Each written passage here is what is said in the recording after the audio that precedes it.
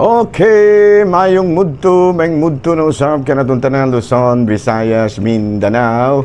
Mayong mudto Philippines, mayong mudto world, mayong mudto universe. Ana na punta mga higala, dili nga atong tulumanon sa kahanginan CONA, Catechesis on Air, ug ako lang gihapon kini inyong ubos nga alagad Reverendo Padre Edwin Academia Acab. Abino adlaw na usab karon nga Biyernes, page 79 na kini sa bulan sa Nobyembre tuig 2024 ug padayon kita manghigala sa ato ang mga buluhato ni ining kamuntuhon.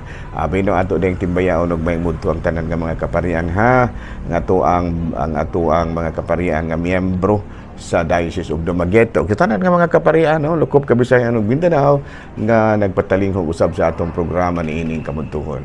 Ang of course, ang among diocese diri sa ang obispo diri sa Diocese of Dumaguete, ang among halangdong obispo si Bishop Julito B. Cortez. May mudto kanimo Bishop.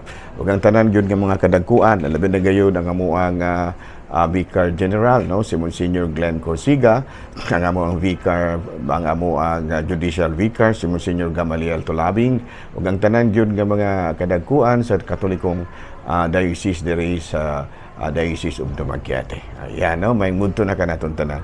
Of course, dili lang kay mga kadagkuan may ato ang timbayaon, kung dili ang tanan gyud, no, ang tanan nga mga nangalagad kalakip na niana ang atong mga lay ministers, ang atong mga Catholic faith defenders, Catholic faith defenders, ang ato ang mga membro sa MBG, ang mga membro usab sa Legion of Mary, ug ang tanan gyud natong mga kaigsuonan nga nangalagad sa Katolikong simbahan. Kumusta na ang ato mga sacristan, ang ato ang mga acolytes, ang ato ang mga kaigsuonan nga padayon sa ilahang usab nga kinasing-kasing nga pagpangalagad, no? So daghang salamat. Ang ato mga renewal movements, kumusta na, no? Ang ato ang mga mandated organizations, kumusta na, no? Nanginaot kita nga walay mga kakulian nga inyo usab nga nasugatan sa inyohang pagpangalagad. Binoan nila ta manghigala sa ato ang Saint of the Day. Bueno, bisag way nang utana, no, matud pa ni Brad Jones Manaban, ang atong oras bisag way nang utana. Mao sa mga atong isulti mga ilang atong Saint of the Day, bisag way nang utana. Abino ako ding timbayaon unanong ako mga classmate, no, ang atong akong tagbiyaon og ang atong classmate si Saint si Father Obing Masyon din sa Larina, si Father Arnaiz din sa may Batingil, o si Father kinig Dami Hirabis din sa may Himalalod, no, ako mga kinakusgan nga mga classmate, no. Kumusta na mga natong mga higalang mga kaparian, no, Lukop, Kabisayan ug Mindanao, labi na gayon ang atong mga miyembro sa Diocese of Dumaguete. Ang akong gawiks din sa may Kalumbuyan, no, si Padre Christian Durango. Okay, no. Abino ani o nakita mahigala sa ato ang Saint of the Day.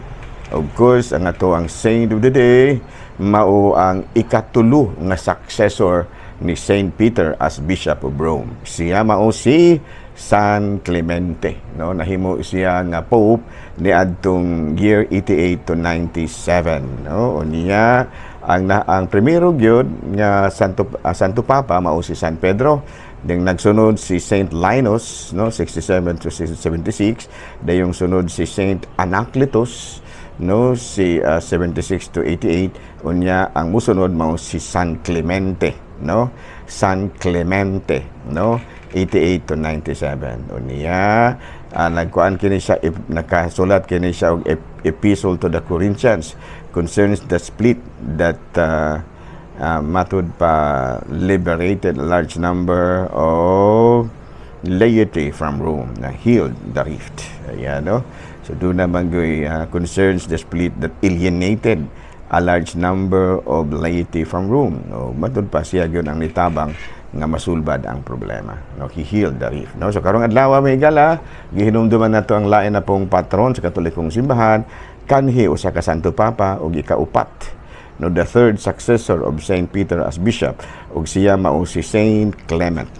Nalado padayon ta mga higala dong arinata sa ato ang CBCP News, balitang simbahanon ni ining kamudtuhon. Bueno nga ato ang Si BCP News may gala, pagpahigayon sa Red Wednesday, malampuson nga napahigayon sa Basilica Minor sa Manawag, Pangasinan. Pula ang mga suga nga midanag sa palibot sa simbahang katedral sa mga lugar. Balita mga gala gikan sa Vatican, Pope Francis subling nanawagan sa tanang katawhan sa tibuok nga makiisa sa katawhan sa Ukraine ug Holy Land sa ilahang nasinati karon nga kalisdanan. Let us be united with our brothers and sisters in Ukraine and in the Holy Land. Ayan, no? Bueno, medyo natagak ako. Dayon tamay gala, arin ata sa ato ang catechism.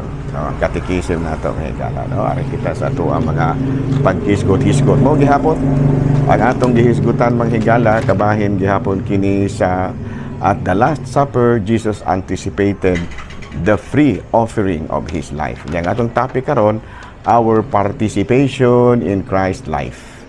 Ang ato ang paghilakip, no, sa sakripisyo ni Kristo. Matod pa sa 618 sa ato ang Catechism of the Catholic Church 618, ang krus ang pinakasakripisyo nga gihimo ni Kristo. Ang nag-isa sa pagpataliwala tali sa Dios ug sa tao, no? Ang nakipag-isa, no? Ang krus ang pinakasakripisyo nga gihimo ni Kristo. No, matud pa naghiusa kini sa pagpataliwala tali sa Dios ug sa tao. Ato kanang mabasa sa unang sulat ni San Pablo ngadto kang Timoteo, kapitulo 2 bersikulo 5. Og tungod kay siya matuod nga Dios ug matuod nga tawo, masabtan nato nga nahiusa usab siya sa tanang katawhan. No? Kay matuod man siya nga tawo ug matuod siya nga Dios. Sa pa nahimo siya nga mediator tali sa Dios ug sa tawo. Nya iyang giawhag ang tanang katawhan nga pas-anon usab nato ang atong krus ug musunod siya kita sa iyang mga lakang, no? Ato kanang mabasa sa unang sulat ni San Pedro, kapitulo 2 bersikulo 21. Ang mismo niyang inahan si Mama Mary ang nakahimo ni ining tanan, no? Sa ato pa kitang tanan giawhag di ay nga mo participate o saan gitawag nato muduyog, participation no, muduyog sa pagsakripisyo ni Kristo dito sa cross. Nganuman tungod kay si Kristo matuod man nga Dios ug matuod nga tawo, busa masabtan nato nga nahiusa usab siya sa tanang katawhan. Kay tawo man siya ug giawhag kita nga mupas-an usab sa krus. Unya sigon diri sa Lucas kapitulo 2 bersikulo 35, mismo si Mama Mary ang pinakauna nga nakahimo gyud paghimo niini. Nagawas pa sa nagsunod nga mga santos, no? Si Mama Mary mao siya ang pinaka-example nga nasunod gyud ang mga gisugo ni Kristo. Hala, no? Dayon ta. Okay, no? Padayon na ta. Ari na ta sa ato ang lain nga pagtulunan, no? In brief, no? Murag gyapon dai mahigala, no? In brief, sa 619 sa Catechism of the Catholic Church, Christ died for our sins in accordance with the Scriptures. Si Kristo namatay aron mapasaylo kita sa atong mga sala ug subay kini sa kun unsay nasulat sa kasulatan sa unang sulat ni San Pablo ngadto sa Corinto kapitulo 15 bersikulo 3. Ang atong Ginoong Jesucristo died for our sins in accordance with the Scriptures. Si Kristo namatay aron mapasaylo kita sa atong mga sala subay sa kun unsay nasulat diha sa kasulatan. 620, our salvation follows from God's initiative of love for us because He loved us and sent His Son to be the expiation for our sins. No? Tungod sa dakong gugma sa Dios alang kanato, siya mismo mo'y nagbuot nga iyang ipadala ang iyang bugtong anak aron luwason kita sa atong mga sala. No, ato kanang mabasa sa unang sulat ni San Juan kapitulo 4 bersikulo 10. Unya sa 6:23, by His loving obedience to the Father unto death, even death on a cross. Ato kanang mabasa sa Philippians chapter 2 verse 8.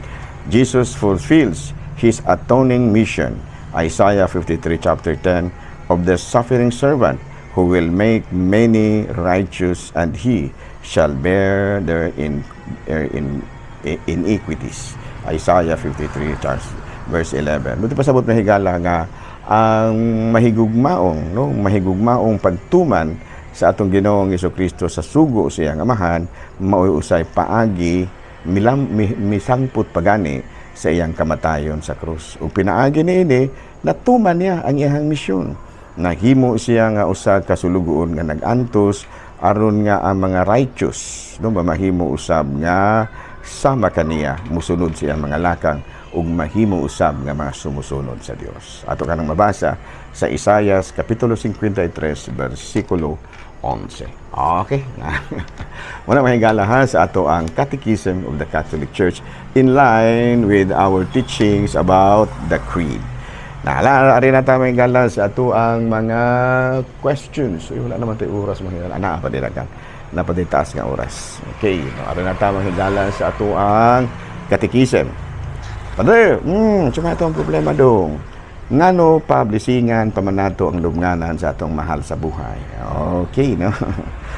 This practice reminds us that our departed brothers and sisters in Christ are in need of our prayer, especially those who are still in purgatory. No? Kaysa ikaduhang sulat ni sa Makabeo, Kapitulo 12, versikulo 4-35, kung wala pa siya magtuo nga ang patay mabanhaw, usa-unta kabutang, no? Usa-unta kabutang nga binuang ug walay kapuslanan ang pagampo alang kanila. Diining malig-on og Dios nun nga hunahuna nga ang tanang mga tao nga nagtuo sa Dios makadawat og usa ka ganti nga katingalahan. Si Jesus nangandam alang sa usa ka halad alang sa sala aron malingkawas sa ilang mga sala sila nga nangamatay. No, sa ato pa binuang unta kun wala pay kabanhawan, no?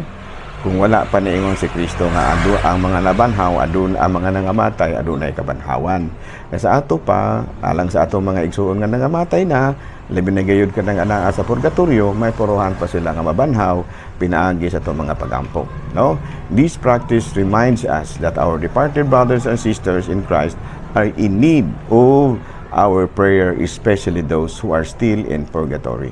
Sa ito pa kining gihimo nato mga Katoliko nga magpa-blessing kita sa mga lubnganan, mag-ampo kita sa mga lubnganan, nagpasabot kini kanato nga atong mga igsuon nga nangamatay na nagkinahanglan paghihapon sa atong mga pagampo. Labi na gyud katong atoa pa sa purgatorio. Okay. Padre, pwede na ba nga ibaligya ang mga butang nga na-blessing na? Dili na yung taon pwedeng ibaligya, no? Kaysa Catechism of the Catholic Church number 2121, usa ka na kasala nga gitawag natog simony, SIMONY, no buying or selling of spiritual things. Ato pa ang pagpalit ug ang pagbaligya, no?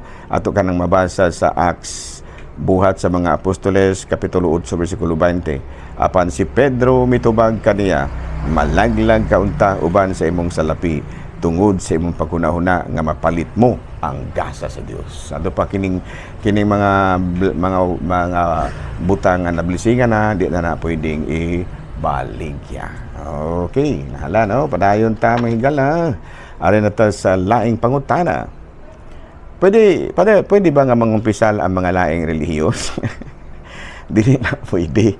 Kinahanglan kay ang laing relihiyon nagpasabot nga kanang nabunyagan sila sa laing relihiyon di sila Katoliko, dili pwede, no? Apostolic Fathers men who ang pwedeng mangumpisal maurag yun ang mga Katoliko tungod kay ang bunyag sa Katoliko maoy maghatag kaniya katungod sa pagdawat og uban pang grasya, no? Sama sa sakramento sa kumpisal. Sa ato pa, kung ikaw dili ka Katoliko, magpakpabunyag usa ka, no? Okay. Another question, last na lang ni pag-question na may gala. Why are Catholics against capital punishment? Number one answer for that, ganun dili ta gusto og death penalty because nakuhaan ang makasasala sa katungod sa paghinulsol. Dili na sila makahinulsol kaya nangamatay naman hinoon. Number two, not all cases are punishable by death. You know? Nahitabo lang siguro nga tungod sa kanabitang kanabang kakulang sa kwarta aron mapanalipdan ang iyang kaugalingon ug ang medyo maayo ra gyud kayo ang abogado sa pikas. Muna nga bisag dili kayo punishable by death, usahay mo sangpot gyud nga kining gitawag nato og matagaan na lang sa death penalty. And number 3, doon na po'y kasuguan nga nagkanayon, don't kill.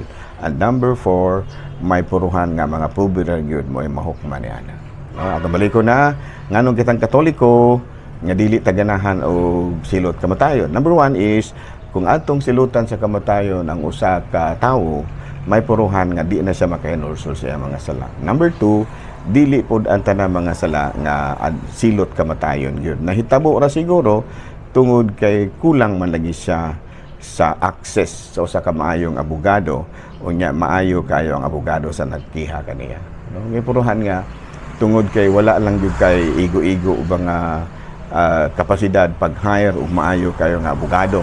Muna nga instead nga minus-minus ra ang imong sala, nahimo na noong dako. Kay nga naman, kulang man ka sa katungod, o kulang man ka sa kapasidad pag suhol og mga maayo kayo nga abogado.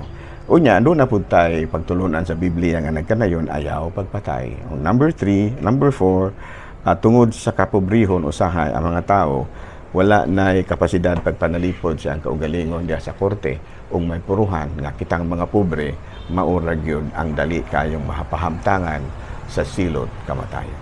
Okay. Daghang salamat na lang. Dungganay gyapon ta og mga adlaw ha. Ako lang gihapon kini inyong ubos nga alagad Reverendo Padre Edwin Academia Aka manamilit na usab kaninyo ug manalangin kanato ang Dios makagahom sa tanan. Amahan, Anak, Espiritu Santo.